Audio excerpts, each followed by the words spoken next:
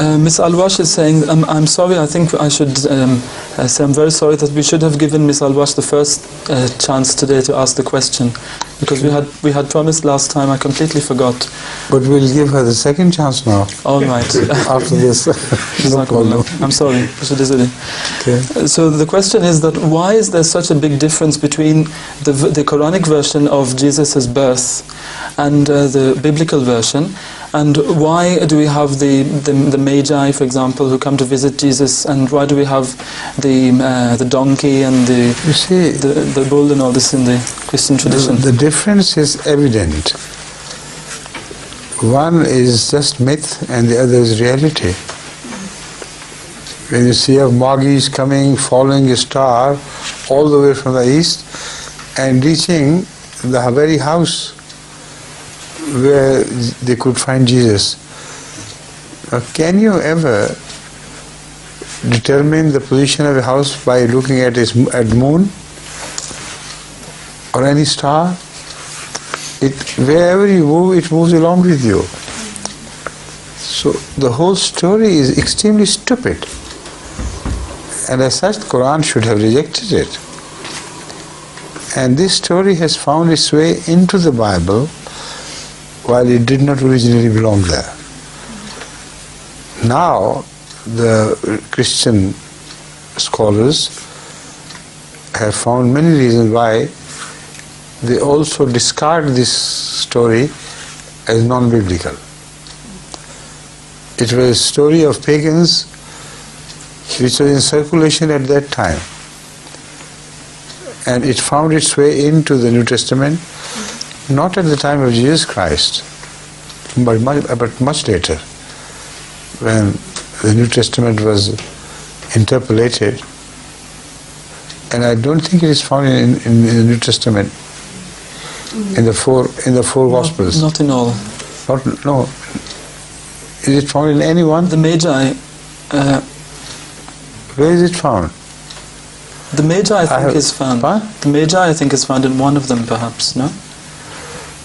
Check, please. I don't remember directly reading it in the four Gospels, but the story has been in circulation, of course, so it might have got its root in some of the Gospels. You see, otherwise it couldn't have got, so strongly circulated among Christians. Many books of the four Gospels which were written elsewhere miss this story. And one thing is certain, that not all the Gospels carry it. The Apocrypha? Huh? The Apocrypha? That is what I'm suggesting. It may have belonged to Apocrypha. I see. Or Apocryphal literature. But thinking again about it, I think it is in some of the Gospels. You better find out, and in the next session I will be able to tell you exactly. Okay.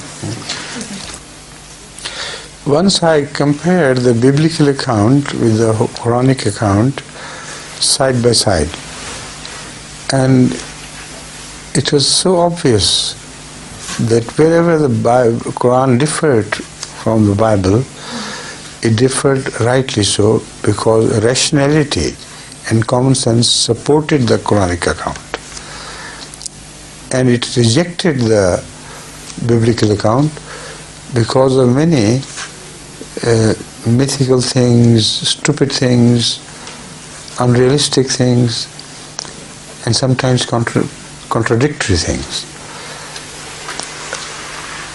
Again, the Quranic account is supported not only by reason and rationality, it is supported also by such events as Muhammad could not have invented them.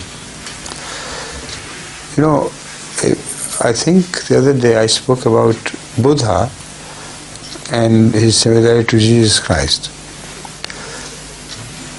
Now, what has got into Buddhist literature is the manner of birth of Buddha, which in reality is the manner of birth of Jesus Christ. And there you will be surprised to find a repeat of exactly the Quranic account of Buddha's mother, which was Mary, of course. Buddha's mother going to a mountain with fountain or a stream or a creek flowing by, and she was told to shake the stem of the tree so that the fruit will be dropped on her, and she heard a voice from below. That was an angel who advised her to do this. So the account is so close to that of the Quran. This is amazing. How could it have got its way into Buddhist literature if Jesus Christ had not himself introduced it there? Like I proved before, Jesus traveled to India and became a promised Buddha of the time, so that his views and his backgrounds got mixed up with Buddhism.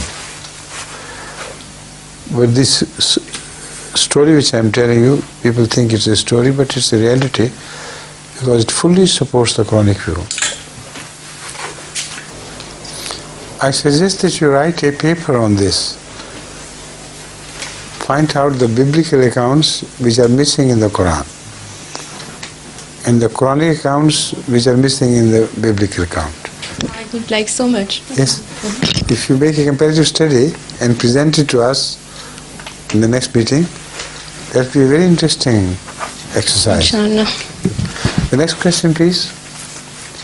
From Mr. Last time you couldn't ask a question, so I told him to give you another opportunity to ask another question. Would you like? Please. Jazakallah.